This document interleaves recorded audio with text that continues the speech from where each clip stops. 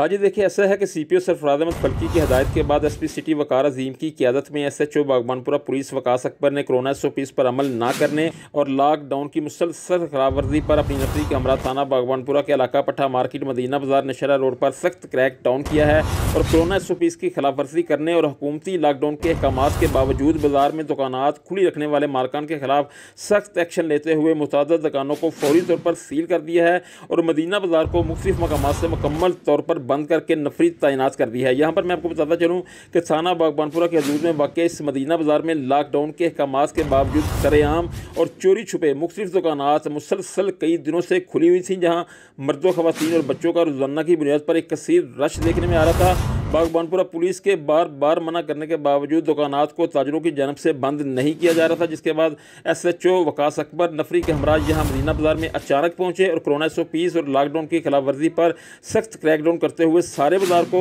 मुकम्मल तौर पर बंद करवा के बाकायदा यहाँ नफरी तैनात कर दी है। इस मौके पर एसएचओ बागबानपुरा वकास अकबर का कहना था कि कोरोना एसओपीज़ और लॉकडाउन की खिलाफ वर्जी किसी भी सूरत बर्दाश्त नहीं की जाएगी। ताजर लॉकडाउन की खिलाफ वर्जी ना करें और शहरियों से भी दरख्वास्त है कि वो कोरोना एसओपीज़ पर अमल दरामद करते हुए अपनी और दूसरों की ज़िंदगियों को महफूज बनाएं और एक ज़िम्मेदार शहरी होने का सबूत दें। बसूरत दीगर खिलाफ वर्जी के मुर्तकब अनासर के खिलाफ कानून के मुताबिक सख्त तरीन कार्रवाई अमल में लाई जाएगी।